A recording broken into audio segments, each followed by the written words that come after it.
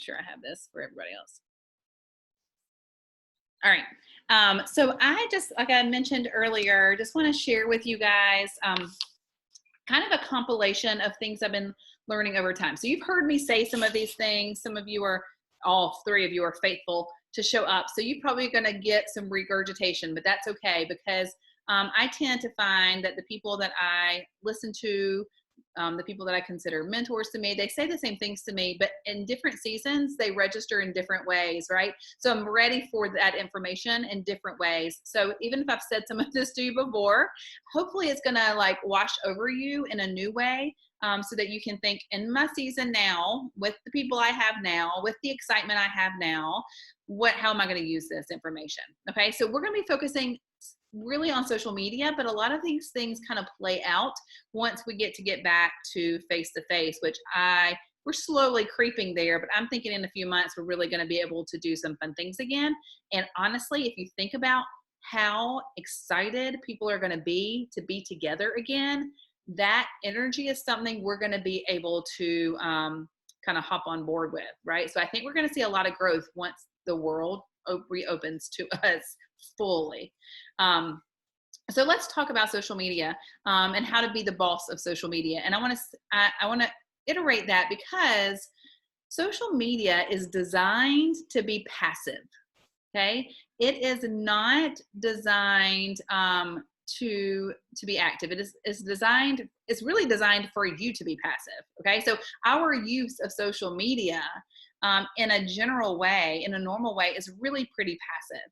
We don't take a lot of control of it. It actually controls itself and what we see. So if you think about like what we tend to do is, like, maybe you grab your phone in the morning or before you go to bed, or you're bored, at some point in the day, you might grab your phone or you get on your computer and you just scroll. Like, that is how Facebook and Instagram are designed. They're designed for you to scroll. Okay. Now, way back when, before social media looked like Facebook and Instagram, I used to be on message boards. Okay. And message boards were a little it's still passive, but a little less passive, because I had to make decisions on which message boards, like which groups I was going to go into and read that day. I had to click on those. Facebook and Instagram don't even work that way. Like, you don't click on where you want to go. You just literally start scrolling a timeline, and Facebook or Instagram decides what you're going to see that day, right? And sometimes it gets frustrating, right? Because you're like, why am I seeing stuff from 3 days ago? I already saw this stuff. Like, they decide what you see. And so it is passive. So that is how your followers are connecting with this platform, is that they are being passive. So they're not grabbing their phone and like, oh, wonder what Pam's doing today. Wonder what's happening in that group today. That's not how we use social media. We use it, we open it up, and if we happen to see a post by Pam, we're going to be interested in it. If we happen to see that Empower group show up, then we might read that post. But if it doesn't come across our timeline, we probably aren't spending much time hunting for it, right? So we have to realize that it is a passive platform. It doesn't do the work. It doesn't build the relationships. It doesn't convert people to a natural lifestyle. Social media works more like a billboard. Okay. If you think about, say, a billboard doesn't do a whole lot of work. It does not create any relationship with you in a company, right? It doesn't convert you as a customer necessarily. What it does is create a starting point. Okay, it's just the beginning. So your posts on social media are just one touch point. They're just one starting point for your followers. They themselves are not going to do the job. Just because you post about the allergy trio does not mean some people are going to come out of the woodwork, message you and say, I got to have those oils given to me. That's not how it's going to work most of the time. Now, sometimes it kind of feels, every once in a while, you'll have a moment where it feels like that. But even those moments didn't happen exactly like that, okay? That person didn't just see one post, decide they need those oils, and go order them. That's not how it works. There is development that happens after that first sighting of that post or that billboard, right? There has to be some things that happen between, and that's our job, okay? It's not the end itself. The post is not the end, okay? So here are some points to remember so that you can take action on what happens with your social media platform. Number one is you need to decide who you're talking to. Okay, now that may seem kind of weird because like, well, I'm talking to my followers, right? Well, you might have 300, 700, 1,000 friends on Facebook or Instagram. You may have that many followers. You may, if you're like influencer mode, you may have 2,000 followers. Like, aren't I just talking to my followers? Aren't I just talking to my friends? Not if you want to be effective. Okay. What you want to do is to narrow down pretty specifically who you actually want to talk to. You aren't trying to win over every single person. Not every single person on your list needs what you're offering. Okay? They just simply don't. Not everyone does. But you do have some specific people whose lives will be changed because you talk to them. And so you need to have an image of a specific persona every time you post or go live or take a picture for your social media. You need to be thinking of this persona in your mind. And in fact, Jasmine Starr, who I mentioned earlier that I follow, she created like a whole person, like a made up person that fits her target market. So they're, 34 years old. They are a working mom. They might have 2 kids at home. They work, as a receptionist at a bank, whatever it is. Like, she has created specifically the person that if she had a dream member for us, okay, think of who your dream member would be. Now, sometimes they tend to be kind of like us. Like, I think a lot of times we tend to target customers who maybe are in the same season of life we're in, and that's totally fine, but it doesn't have to be. In fact, I have found that a lot of great Young Living members and builders are actually retirement age women, okay? They've got some time, right? They have full control over their budgets, so they're not necessarily like raising children anymore, and they can buy what they want to buy. Like, they make great customers. So that might be my dream customer. So figure out who your dream customer is, and every time you go to social media, you're talking to them. Okay. So the way that you address the topics that you're addressing are them. You want to identify their pain points. You want to consider their interests because you want to talk about those things. You want to determine what is their focus and their season of life. Like, what are they thinking about? What do their day-to-days look like, and how can I fit myself in there to give them something of value based on who they are and where they are in life? And the fun thing is, when you create this really niche target market, you don't have to feel obligated to cover everything that Young Living sells, because that feels overwhelming, right? And I feel myself fall into that trap a whole lot. I'm like, oh my goodness, why am I not talking about shampoo and conditioner more? Like, oh, I should be posting about granola. Like, I haven't told, we have all these members who don't know that we have granola. How have I let that happen, right? Like, it's easy to think I've got to teach everybody of all the things. No, you don't. I mean, the truth is, you could build yourself to diamond on Ninja if that's all you ever sold. Your members would never have to buy anything else, right? So you don't have to feel obligated to cover it all. What you want to cover is the products that relate to the persona that you've created as your dream customer. Decide what they need for you to give them, and be okay not being everything to everyone. And I'm going to give an example of this. Now, I know that this is true. Sometimes this is hard for me to get my brain to believe, and so I'll fall into these other traps. So sometimes I make mistakes too in not doing this. But my most recent successful post that pulled people out of, I don't know where they came from, to commenting, and so that I could start conversations with, was a post that I did about how at 9 years old, girls' hormones start churning. Okay. So I did a post on Endoflex, and I talked about, I was like, all right, mamas of 9-year-olds, stop right here for a second. I need you to know this thing that I learned in my own life with my oldest, who's 14 now. At 9 years old, they lose their minds. Okay. Because I remember when my first girl turned 9 and she started losing her mind, and I was like, what is happening here? And her teacher told me that all the 3rd grade girls were on the same cycle. And I was like, on the same cycle? They don't have a period. Like, what are you talking about? She already could see that their hormones were cycling even without a period, because they would get moody at the same times. They would and I was like, oh, that's what's happening in my house. That crazy that just happened to my sweet, sweet baby girl. Like, she turned crazy. That's hormones. So as my now younger one has turned 9, I'm like, here we go. Like, these are hormones, and now I know what to do. Here's Endoflex, right? So I talked so specifically about this one thing, and it brought all kinds of people out. So you want to think about, what are the real life pain points of people that are in your that are your dream customer, like real life problems that we can solve. Because the beautiful thing about our job is we don't sell just lipstick, right? Like, we actually sell products that solve real problems.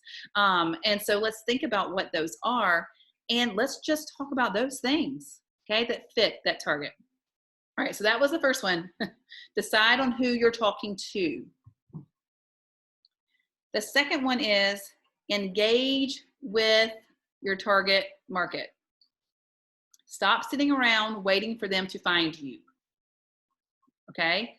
That's expecting our passive platform to be doing the work, and it's not going to do the work. Now, I told you about that Endoflex post. Yes, I had people who came and commented who have never talked to me about oils before. Okay? But then I had to take those comments and I had to take that further. Like, okay, they didn't come asking to buy oils. They came asking questions. I then had to start figuring out how to start the conversations, okay? So we have to take action, and we want to engage with people who fit our target market. So you might feel like at this point, you're like, okay, like, I know who my target market is, and I've been talking to them for a while on my Facebook, and they've been around, they're not showing interest. I need more of my target market. So like, once you figure out, like Susan, who is 45 and has teenagers at home, and is like on the precipice of thinking about menopause down the future, in the future, like these things. Once you figure out that that's who your target market is, and you feel like, well, I feel like all my people have seen me. How do I find more of my target market? Okay. I'm assuming this is where I for sure am in my business. Okay. I'm like, people know I sell oils. I've been talking about them on Facebook for 6 years. Where do I find new people? Right? Where do I find new people? Okay. You go look for them. You figure out who your target market is, and you go find them. This is how you find them. Join Facebook groups where they are. Where is 45-year-old Susan? What Facebook groups did she join? Okay, go find them. I've done this. I have gotten prospects this way. I join, I not just join groups, but I make sure that I'm an active voice and that I bring value to the groups outside of being there to prospect. So my kids did virtual school for the first semester. Okay, so I was in a virtual school Facebook group. And so I engaged in that Facebook group. One, because I needed to commiserate too, but I also wanted to build connections with people. And so I did, and then I could friend them, and then they start seeing my posts, and then we can start having conversations. You guys see how that works? So you find the people in other groups. Now, you don't go to those groups to prospect. Like, don't fall into that temptation. When somebody says, oh, you go into a mom's group and they're like, oh my goodness, my kid was up all night last night. Don't go into the comments and be like, girl, I need to get you some oils so that they can sleep. Like, because you're either going to get all the negative Nancys who hate MLMs are going to like bully up on you real quick, or you're going to look icky, like you're trying to make a sale, or you're going to get kicked out of a group. Like, So don't go in it with that mindset. Instead, go in it to make as many new connections as you can and friend as many new people as you can. Now, if you're really protective of your social media platforms, first of all, you really might need to have a mindset about what the purpose of the platform is. If you want to use it for business, it's going to have to be a little more open than if you want to be really personal. Now, I am kind of careful with mine because of our situation with my kids being adopted. So I try to be careful, but I have bunches of Facebook friends who I don't really know because we've connected in some way. But you can create like friend lists so that only certain people can see posts or certain people can't see posts. So you can manipulate those things that way, but you want to make as many connections as you can. You might also want to choose to have one, like at my Instagram platform is wide open. It's public. Okay. I don't post my kids' faces there because of it, but it is a wide open public. My Facebook's a little more locked down, but it gives me some, variation there so I can play. If you're on Instagram and you're looking for your target market, so on Facebook, go find groups. Where are they? Go join those groups and then friend them, engage and friend them. On Instagram, go follow hashtags that your dream customer follows. Does your dream customer follow, Aldi hashtags? Does your dream customer follow, oh shoot. I have a word. I just can't figure out what I want to say. Like think about, especially if you're thinking about like natural living, like what are some things, farmers markets, right? Like go follow hashtag farmer markets, hashtag South Carolina farmers market, hashtag Louisiana farmers market. Like go to the hashtags where your dream customer is. Go there and engage there. We're going to talk about engagement in just a second. And then find accounts that your dream customer is following and start conversations there. Do they follow? Are there pop icons that they follow? Cultural things that they follow. Are they going to be following the Winter Olympics? Would your dream customer be there? Would they be following, Jasmine used the example today of The Bachelor. Is that something they would watch? Would they be following there? Because you can always make connections in different places. So where would they be? Go to those places. And listen, this same concept carries over into real life. Like if your dream customer goes to the Saturday morning farmer's market, then you better be at the Saturday morning farmer's market, right? Because that's where your dream customers are. So it goes into your real life too. All right, so decide on who you're talking to and find your target market. Engage with them. That was number 2. Number 3 is social media is designed to be social.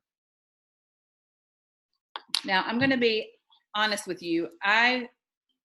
If I were not doing a business on social media, I would do social media much differently. I did social media much differently before because I'm pretty much a big introvert. So in real life, one of my favorite things to do is if I'm in a group of people, which I don't mind being in a group of people, is I'm often one of the quietest people in the group.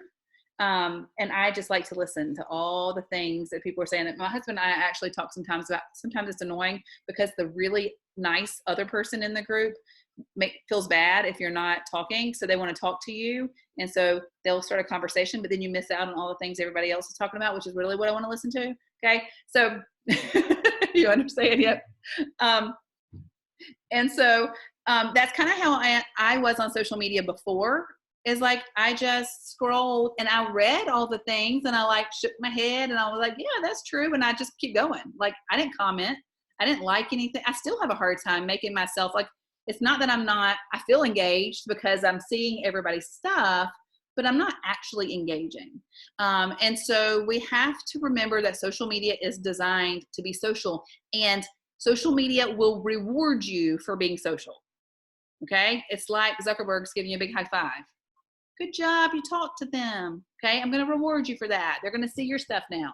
Okay. So like, that's literally how it works. So you want to offer some superb content to your followers, but the truth is the content won't matter if you aren't using social media socially.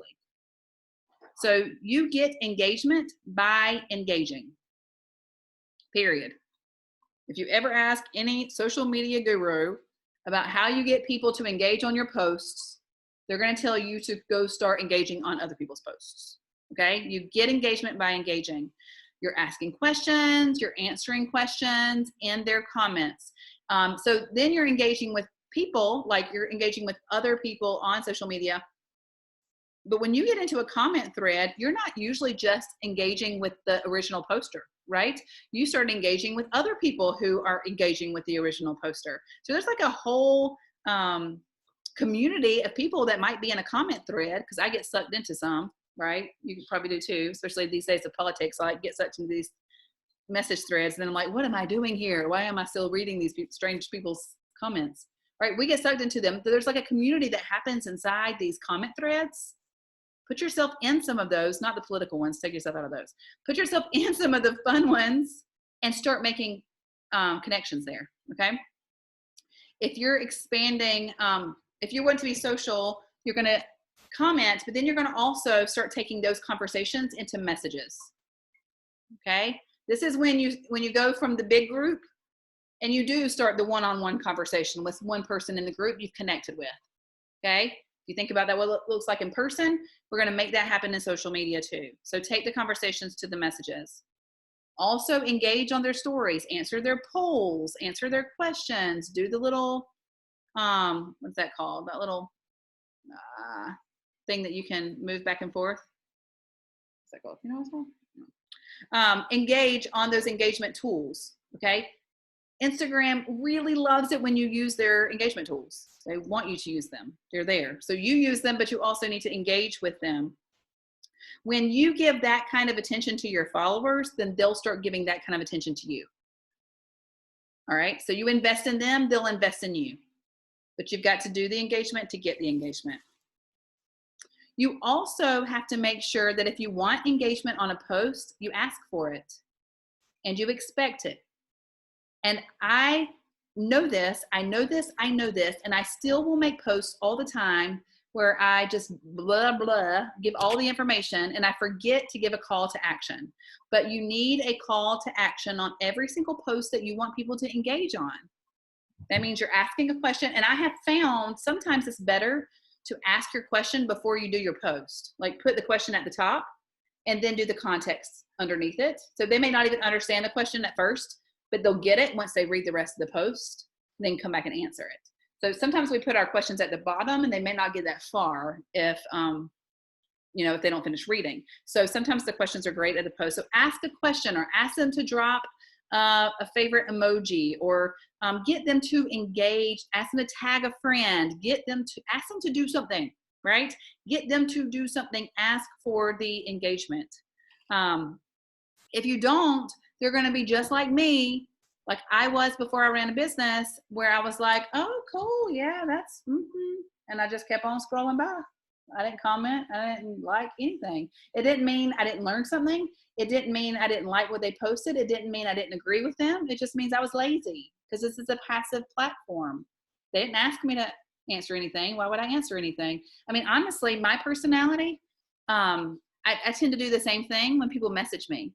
So if you send me a message in Facebook and it's just information and you don't ask something of me, I'm likely not to respond. Not because I don't care or find it interesting, just you didn't ask me to respond, so I don't think to respond. I just read the information. I'm like, cool, yeah, cool.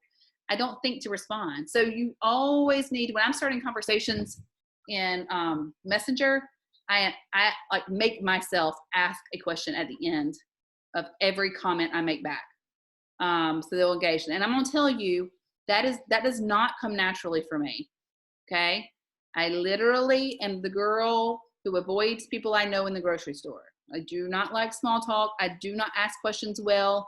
I would love to be a podcaster, except I wouldn't know how to do that because they have to be good question askers, right? But it is a skill you can learn. You have to practice it. I mean, that's you just have to practice, and you have to think. It'd be intentional. What question can I ask about them? What question can I ask about them? What question can I ask about them? And a lot of times, if I've been really direct, I'm like, hey, I know what, like Pam has 4 people interested in kits, right? So she might go in the next couple of days and say, oh my goodness, y'all, Young Living just dropped a brand new starter kit. This never happens. I knew you needed to know about it. And they say, oh man, Pam, I really wish I could, but my son just broke his leg. And so I'm going to have to help take care of him right now. And I can't think about it. Well, then I drop the oils, right? I drop the conversation and I start asking questions about them. How can I pray for you? What's going on? How long will it take for him to recover? Because I want to make a connection. I want them to, and I genuinely want them to know that they are important to me as a person. And then later I can come back to the oils again. But I'm constantly thinking about what questions can I ask, because social media is designed to be social. All right, number 4 is be unattached to the outcome. Be unattached to the outcome. You guys know what I'm saying already, right? Like, there is nothing more like heart racing than the little squiggly dots in those message threads, right? You're like, come on, answer. And the really annoying people are the ones who like opened it and it makes it look like they're answering, but they're really not. So nothing ever even comes through, but it looks like they're answering. You're like waiting, and they're like, life is like chaos around you and you're just waiting for, but they're typing, I've got to see what's going to happen, right? It is nerve-wracking. Well, we cannot live like that with every post we make, okay? We have to become unattached to the outcomes. Social media for business growth isn't about having a certain number of followers, a certain number of likes, or a certain number of comments. It does not matter if you have 2,000 followers on Instagram if none of them are becoming members. I'd rather have 50 followers on Instagram and 10 of them becoming members than 2,000 and none of them becoming members. Who cares, right? It is not about the number of followers, likes, or comments. It's about finding new customers. And that's why it goes back to that idea that we don't have to be everything to everyone. That's not the point, okay? This is not popularity contest. We don't fall into that middle school trap, right? When you're like, get to middle school and you're like, oh, there's like different groups of people, like those people, everybody knows them. Those are the popular kids.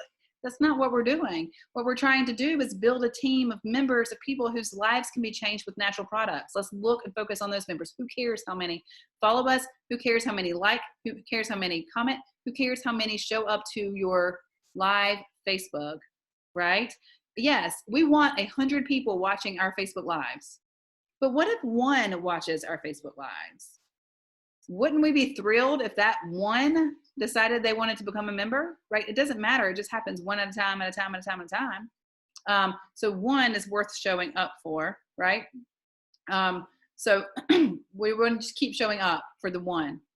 Now, you also have to remember, so the next, number 5, so number 4 was be unattached to the outcome. And number 5 is going to be kind of similar. It's going to kind of explain why. There are going to be times when you post and you're not going to get any engagement, okay? I post all the time and get nothing. Like, I post oil stuff and people won't respond. I'll post about adoption and people won't respond. I'll post about my Bible study, people won't respond.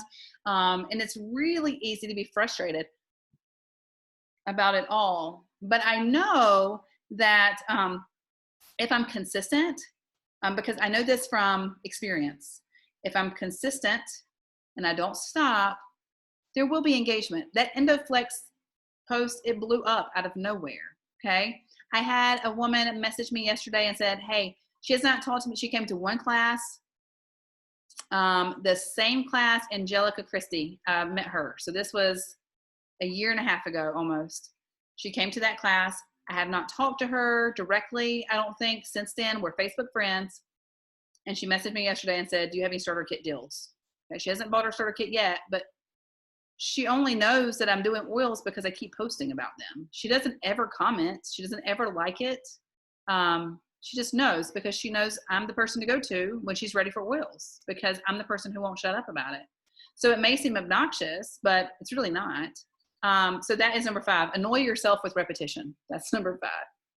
When you think that you have said enough and talked about it enough and educated about it enough, do it again. Okay, it's not enough. Only 4 to 7% of your followers actually see any given post. 4 to 7% is like nothing, right? So you might have posted about peppermint oil last week and you're like, I can't post about peppermint oil again because I just posted about it. Yes, you can. Post about it on your stories, make a video about it, like talk about peppermint, talk about sleepy eyes over and over and over and over again. Remember, when you're talking about that target market, you want to make sure you catch them. So you want to limit if you only teach about the little oiler's kit over and over and over again, that's fine. You talk about Ninja over and over and over again. You talk about Thieves products over and over again. You don't do all of them. You can choose one niche that you want to be, and you can just keep teaching on those same things in different ways. And that's going to work great because you're going to be catching different people at different times on different platforms. So you want to repeat the same ideas over and over again. Don't be afraid to do that. Also, don't be afraid to go back through your posts and see what worked. What worked? What got engagement? And repeat that idea. Okay? Make it look a little different, but what was it about? Was it about how you asked it? Did you do like a little poll with some emojis? Was it about you putting a picture of your face in the picture? Was it about what the product was? What was it? Like, go back and see what were your most engaged posts and repeat those ideas again.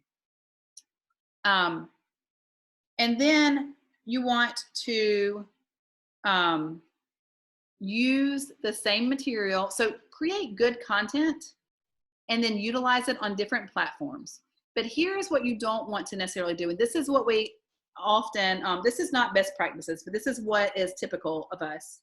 Because Facebook, so maybe, I'm assuming most of you are probably on the platforms I'm on. I'm just basically on Instagram and Facebook. And honestly, depending on what month it is, Instagram like overwhelms me and I will like get paralyzed. So I haven't done much Instagram except for my stories in a while because I get paralyzed. And then I'll get like on a streak and I'll like do well and then I'll get paralyzed again. Okay, that happens to me. So if you have that, so I'm basically on 2 platforms. Okay, so I'm on 2 social media platforms, but I also have available to me text. I also have available to me email. I can use those those types of platforms as well. You might use other platforms there. I know there's some brand new platforms. People are loving Clubhouse. People do LinkedIn, YouTube. Like, there are a lot of other platforms that you can choose if you want to, expand into those. But whatever platforms you're on is fine. You don't have to expand. So don't hear that. But what I want you to know is that you can reuse your content. So you do a really awesome post. I do a really awesome post about hormones on my Facebook page. Then I might take a piece of that and make a stories out of it. And then I might take, find a really pretty picture that I think would correspond well with that post. And in a week or 2, post that in my Instagram. But what I don't want to do is what Facebook and Instagram make easy for us, and that is to link our accounts so that when I post on Instagram, I'm posting on Facebook the same exact stuff at the same exact time. Okay? Because then people who are seeing our posts are less likely to engage on one or the other because it's so repetitive at the same time. Now you can repeat the same information, but you want to plan it out differently. So what you want to do is create a system. Okay. And this is really true in our business of all things. The more systems that you can create, the more efficient you will be. And I am not an expert at this. It's taken me a long time to find good systems that work for myself. But I'm going to use Jasmine Sir. They have a system where she literally, like, she will write a blog post. And so that will be like long form, She'll take part of that blog post and do an Instagram live or Instagram TV video on the same content. Then she might take a bit of that content, and 2 weeks and 5 hours later, like this is literally how they have it set. Like, okay, I post on the blog on a Monday, and then the next Friday I do the IGTV, and then in 2 weeks and 5 hours, so it's a different time and a different day, I put that content on Facebook or LinkedIn or Instagram. Okay. But she takes the same content and divvies it up in different ways and uses it in different places.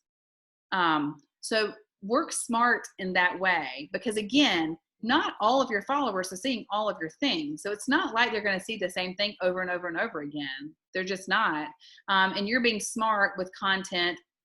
Focus on your dream customer that you can use in all kinds of places, right? So spend time creating really good content and figuring out how you can use it in multiple ways. And even for us, we can use it like, how can you use it in a text message? How could you create emails?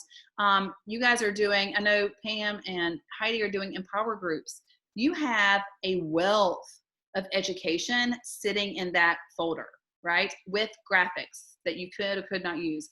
You could turn that into ways. You could take 10 of those posts and do a 10-day education. You could take a paragraph out of brain health and talk about that on your Facebook with a picture, a real life picture of yourself and not a graphic. Like, you got education at your fingertips that you can take pieces of and use in all kinds of places and in different ways.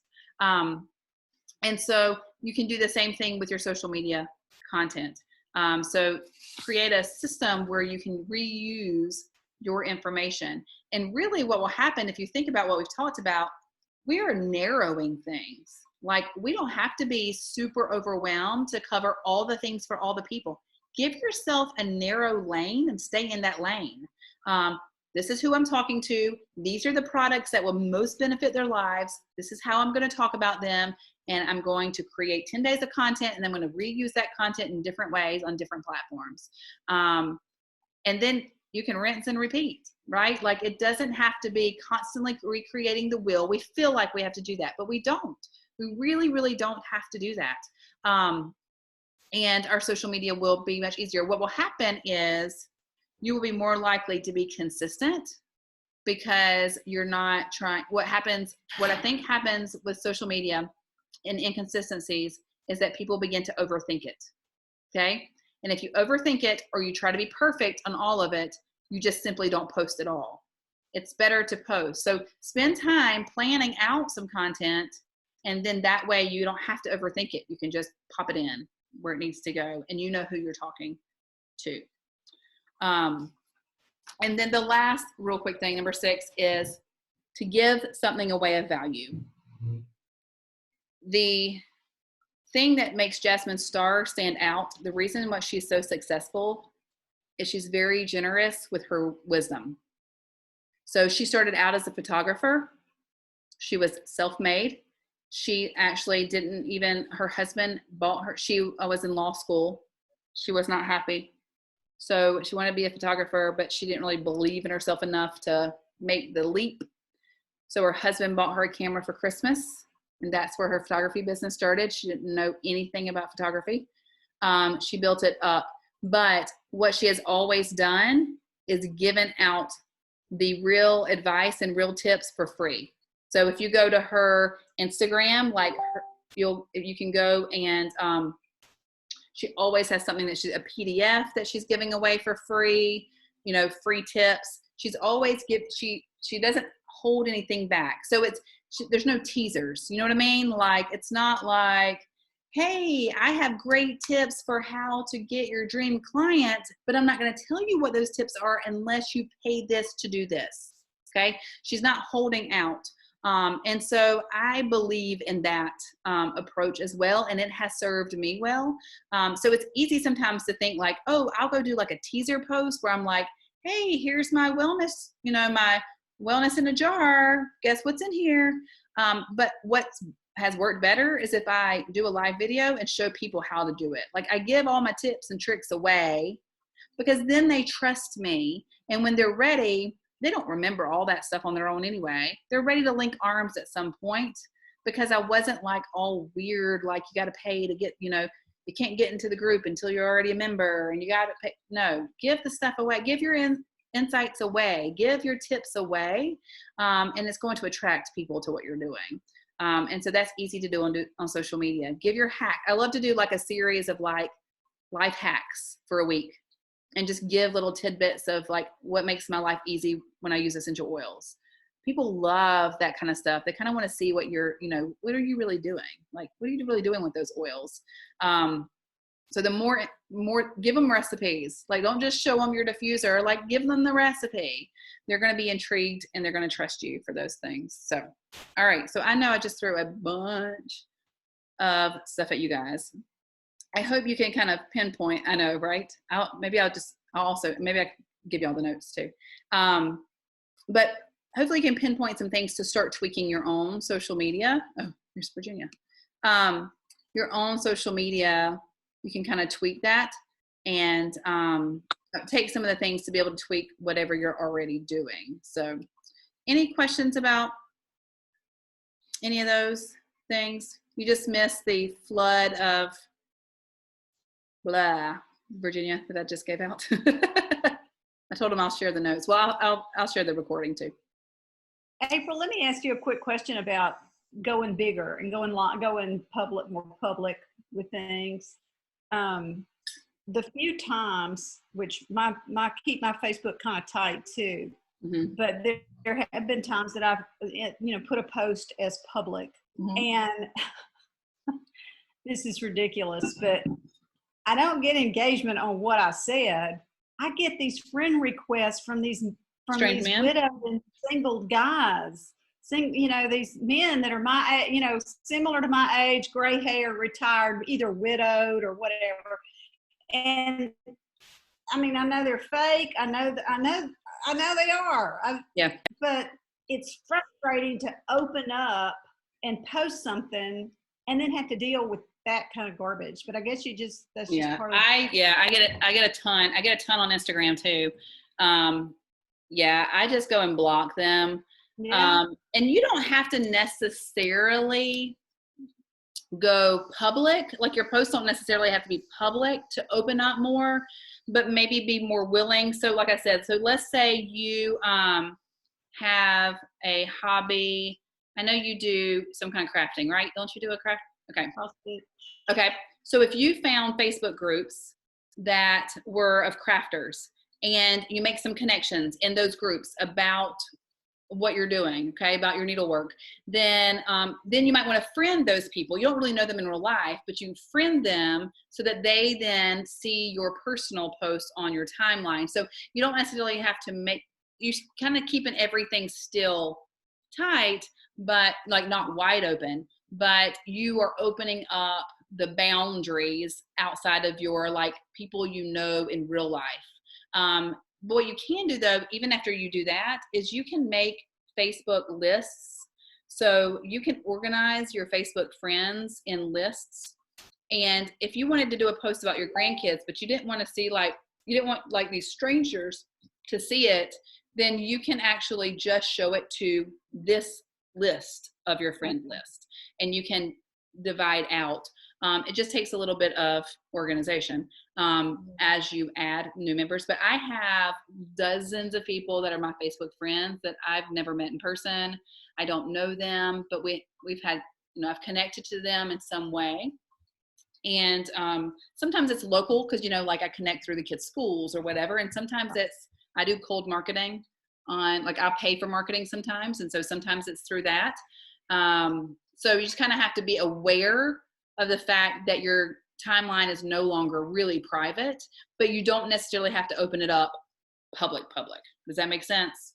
Yeah. Absolutely. Thanks. That's good because I wasn't aware really of the list. I think I've seen it once or twice, kind of going in, but and then when you're kind of in a hurry and you think, well, this might reach someone else, this might be something somebody, out there needs to hear, but inevitably I get back some, I laughingly call it, I got a new boyfriend request today, Richard. What you think about that? I keep meaning to screenshot mine and then post in my stories about all the creepers who are trying to friend me on Facebook. I know. I know. Yeah. Thanks. You're welcome. Anybody else have a question?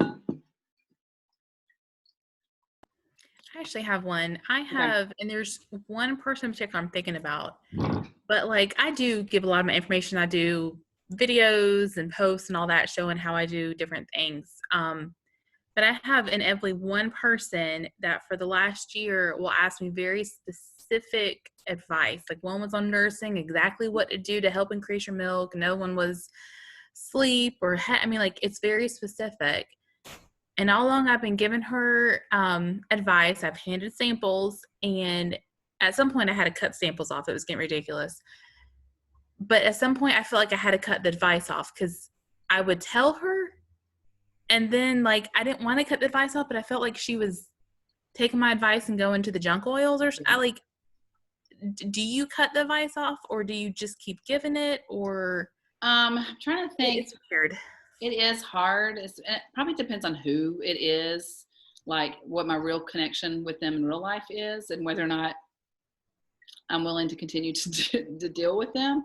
And honestly, sometimes people aren't your dream customer. Like, do you still want to deal with them if they became a member? You know what I mean? Like, are they going to be independent enough?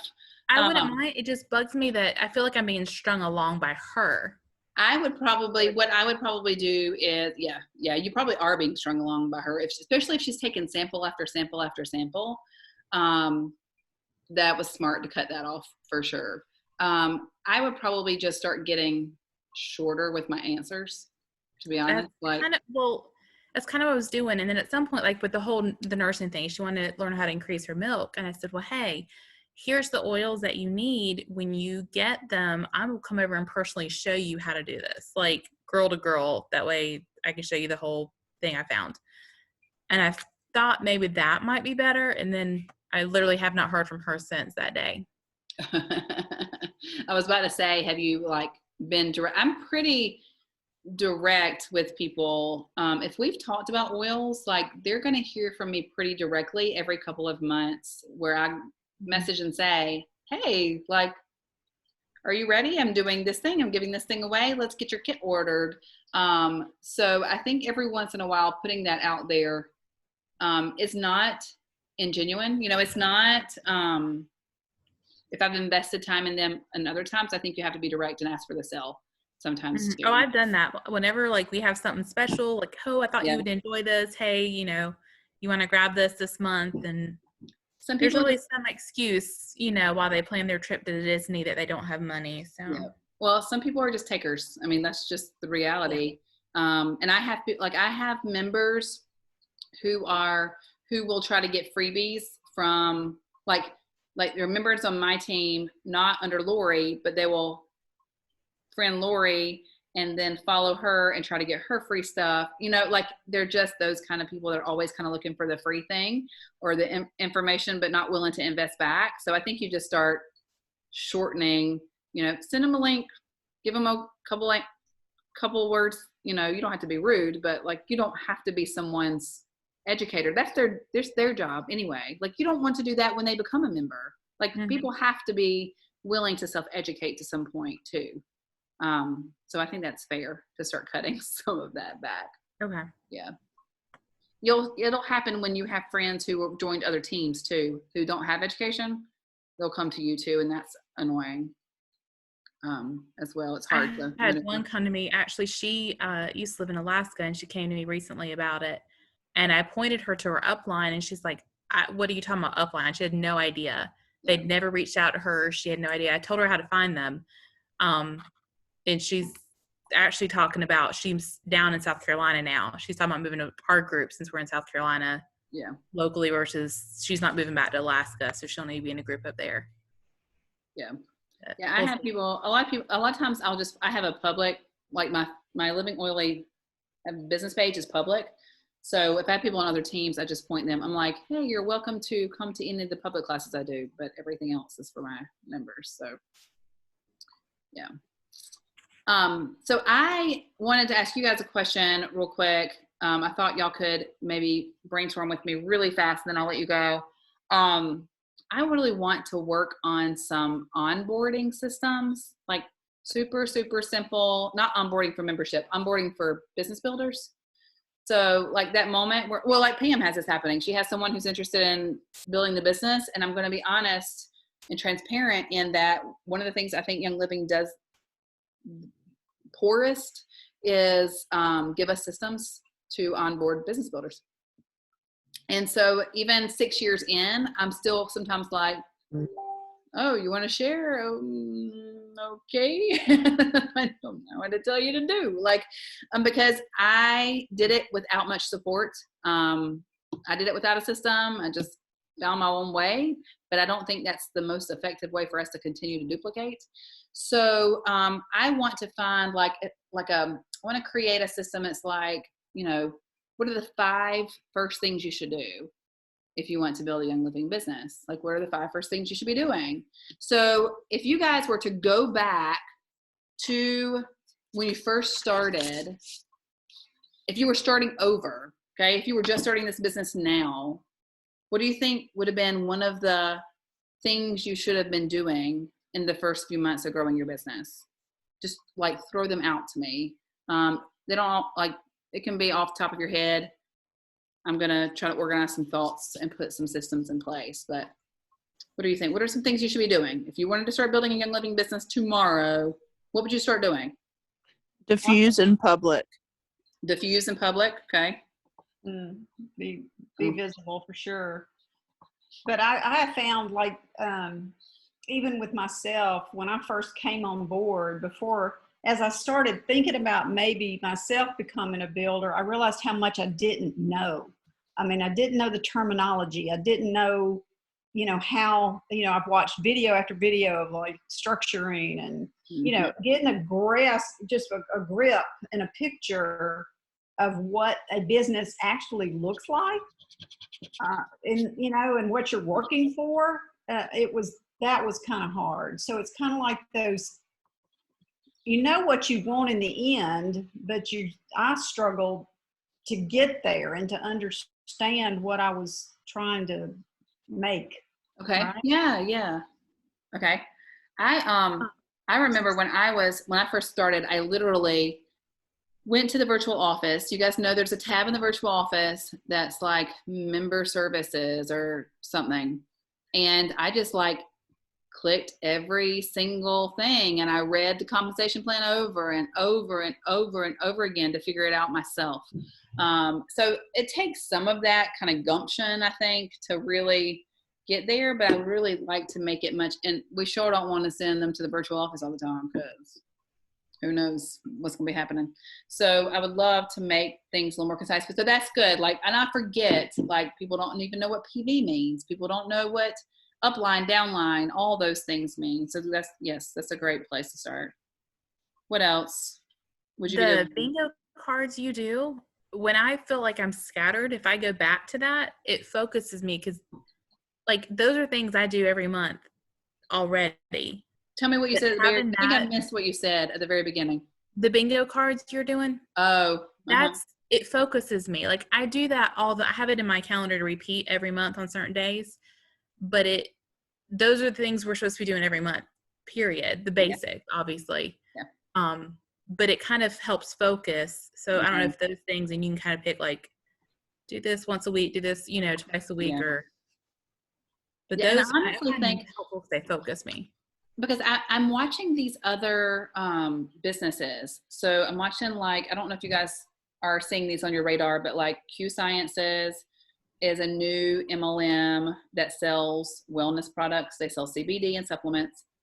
Modere is a fast growing MLM that sells, I don't know if you've seen people sharing about, they don't say their name much, but they sell like fat burning brownie batter. Have you seen people with the spoons? If you see anybody posting about these spoons, they're losing weight with these spoonfuls of brownie batter. Yeah, that's Modere. They sell other wellness products too. But what they really are good at is they have very slick systems. Like they really talk less about their products and more about how you can build a business more easily than than you used to could on MLM. Like, you don't have to be on your phone forever. And it's because they have systems. They say, go do this, and the people go and do that thing. And that's hard for me because my personality is very, like, I don't like to be bossed around, first of all. So I don't really like to be told to go do this and I go do it. But really, most of the people who want to get started with us would love for us to say, here it is, go do this. And I kind of want to at least give them something for a start. Like, here are 5 ways you can share social media on social media about your oils. Like, here is a picture of the starter kit. Say something like this. Because I think that's what the other companies are doing. They're like, take a picture of yourself eating your brownie batter and say in the post, la, la, la, la, la, you know? When you message someone, say, blah, blah, blah. Now, Q Science is icky. Like, these companies are icky. And that's why I think we kind of get hesitant in Young Living to go to these systems, because we've seen these other companies do it so poorly. But we need something. Like, we've got to plug people in to something more succinct. And it's like been the rabbit I've been chasing since the beginning. So I really feel motivated to at least like say, okay, open this folder, this Google folder up, and the first document is going to give you 5 ways to share about oils on social media. And then it's going to give you 10 prompts you can use on the days you don't want to share about oils. Do that for the first month.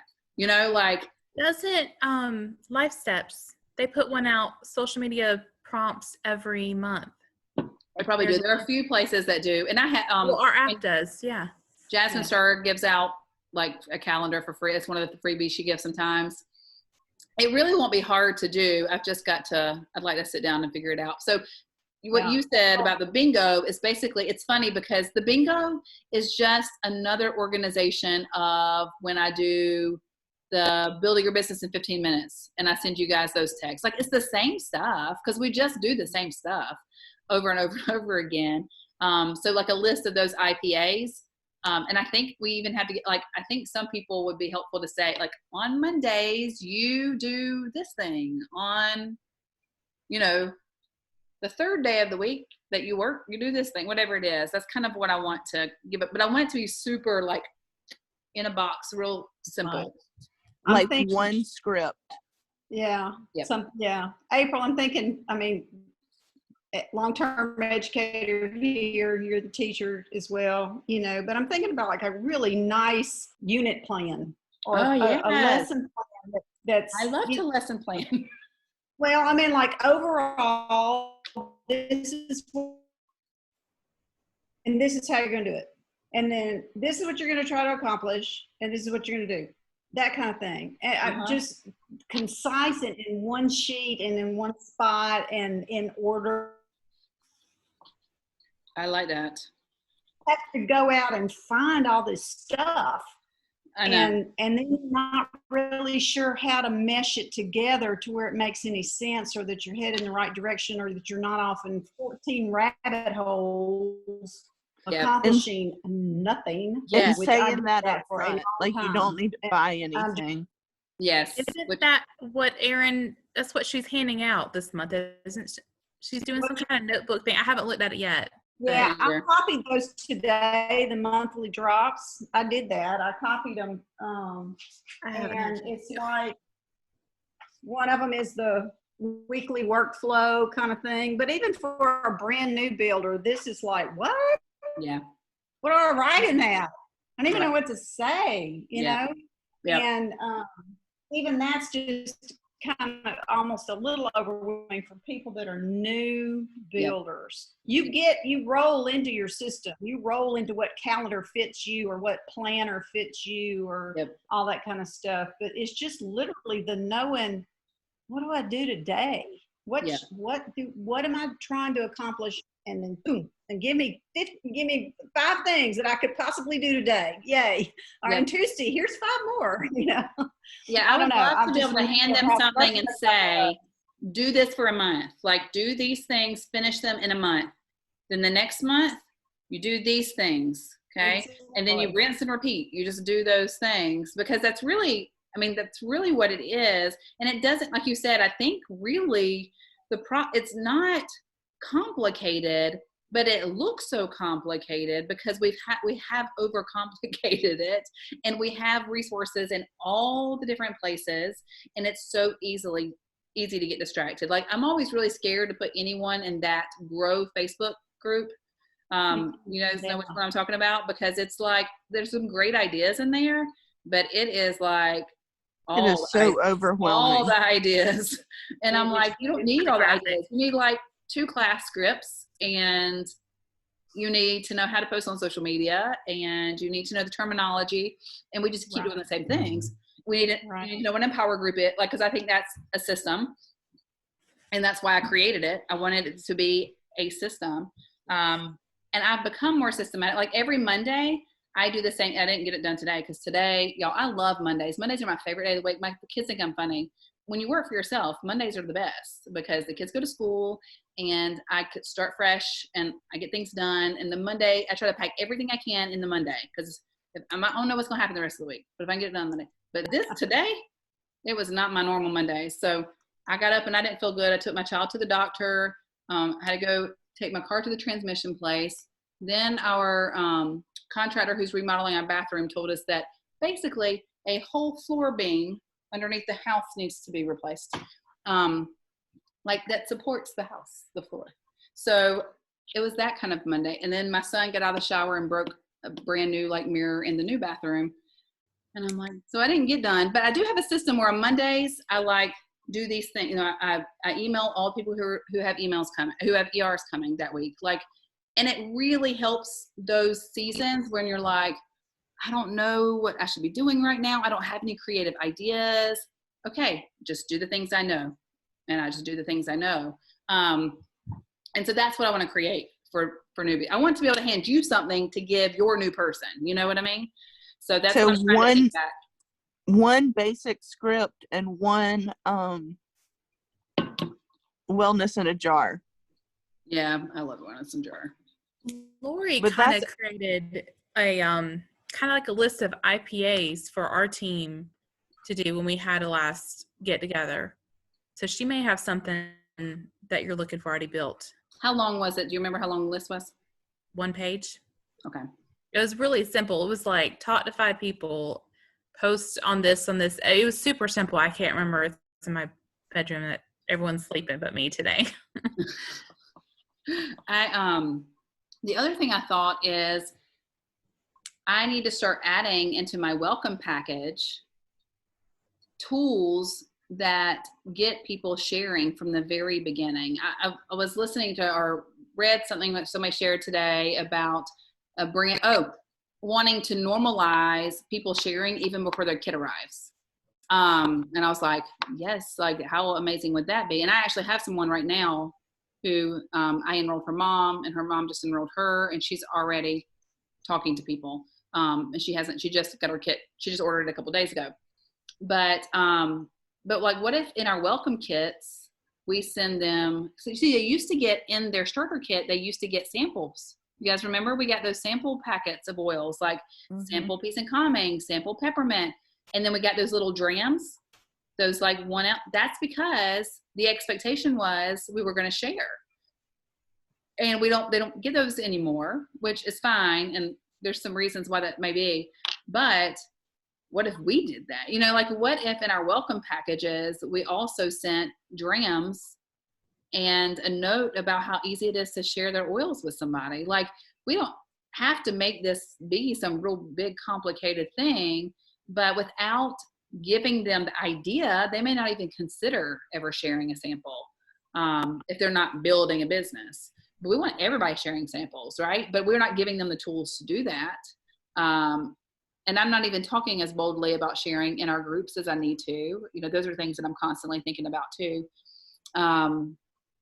So that's one of the things on my list too, is to brainstorm how to kind of put some tools in the hands of our brand new members so that they just sharing is just normal. But that's what we want it to be.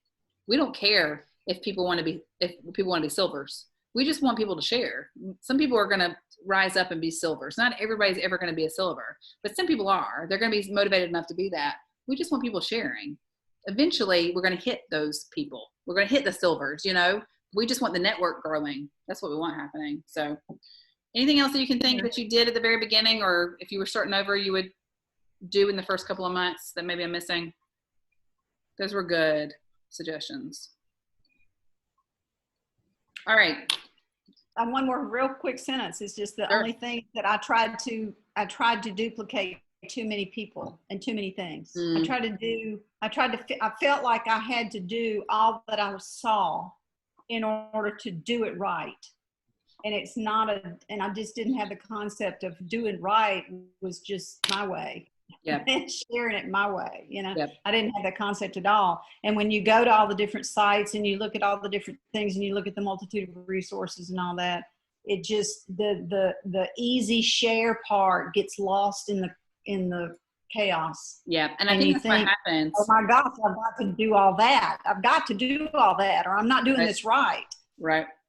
Yeah. I have that same problem. Even now, I like, you know, the 12 Days of Diamonds group, that where the diamonds all come and do videos and all those kinds of groups. I love those, but I get overwhelmed every single time I get in those groups, because I'm like big idea person. Like my brain never shuts off. And so when I listen to those, I'm like, oh, I'll take that idea and I'll take that idea and I'll take that idea. And I cannot do all those things. So it becomes overwhelming. And I think we spend a lot of our time figuring out, like, we start strong because it's simple. It's sharing simple in the beginning. We kind of get it, but then we get into the business in the community and we're like, oh, this thing and this thing and this thing. And then we're like, have to come back to find that center again. If we could just keep people on that center. That's one of the reasons I really like focusing on building stars, because it just is doing the same thing over and over again. Like those real fundamental things over and over and over again. So, all right, this is really good. So I don't know how long it'll take me, but I definitely want to put some things into place that I can just hand you guys. Like, just like I handed you Empower Groups, I just want to like hand you this onboarding kind of thing. I don't know if it may have to change some when Young Living decides they're going to do whatever they're going to do, but we'll figure that out when it happens. So I ain't waiting around on them. So yeah, I do agree. That is a good idea to get, because those of us that are just starting out, we're still working full time. So like graphics and power groups, classes even, I don't have time to start from scratch and create the whole thing. Right. It's either I do a class from scratch or I taught to 5 people that day. Like, right. And yeah. Yep. So yep. having those things already set up, even the classes are really very helpful. Well, even I have to remind myself, like I get to the point where I think, oh, I should have classes on the calendar every single month, and I should be doing an Empower group, and that I'm managing our whole team, you know? And I'm like, wait, no, if I actually probably be more like effective if I just did the Empower group, like just focus. Like, so even those of us who, even when I give you the tools to do several things, you don't have to do all those things every month. You don't have to ever teach classes. You could do Empower group after Empower group after Empower group after Empower group and build your business. You don't ever have to do Empower group. You could just do classes after classes after classes. You just got to figure out what your rhythm is and stick with it.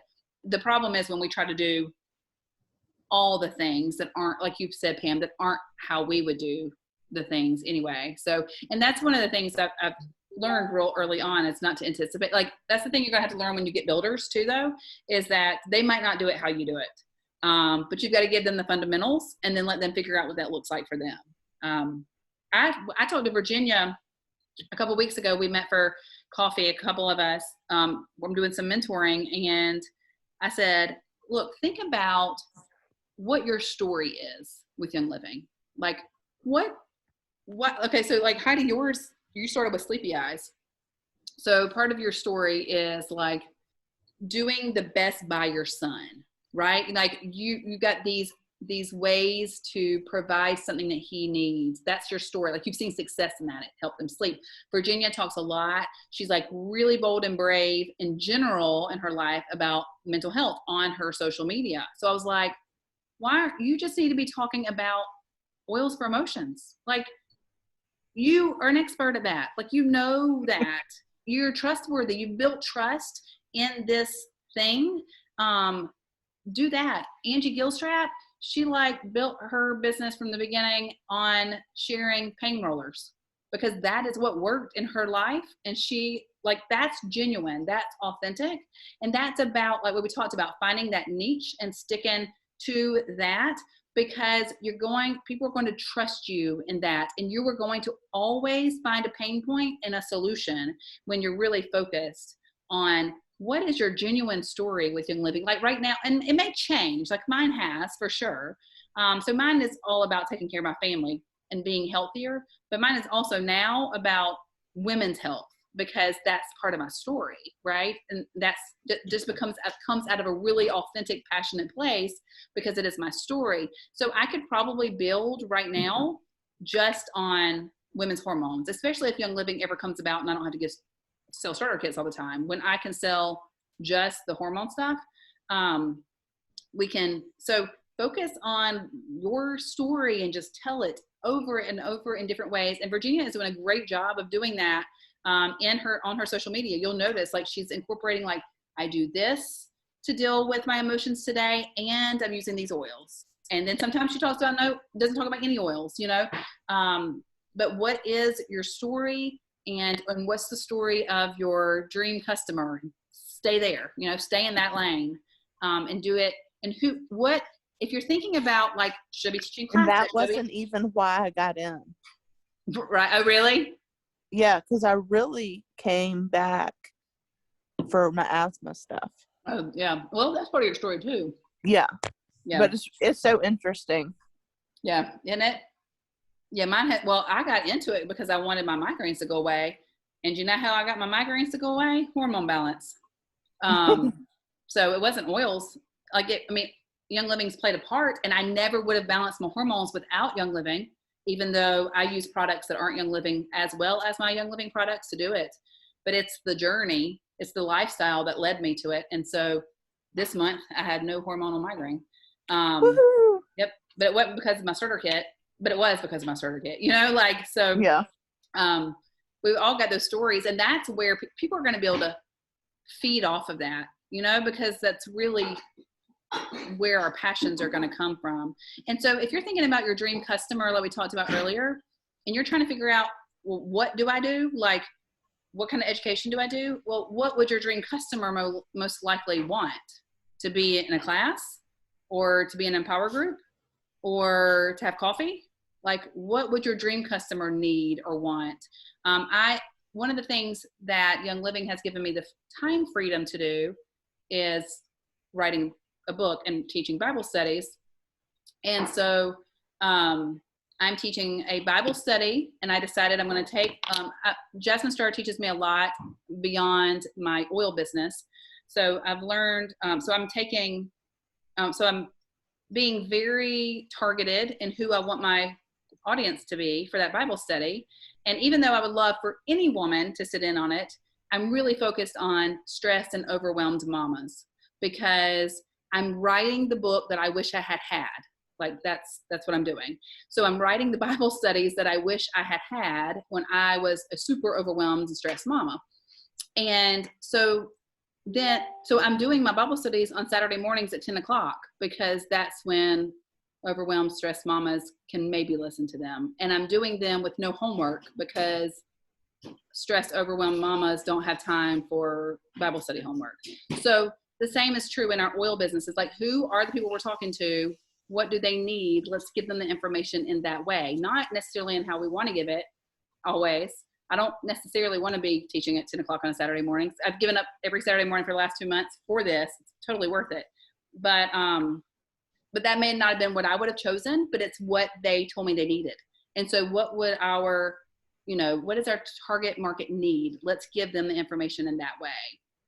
All right. So we have gone on and on tonight. You guys are awesome.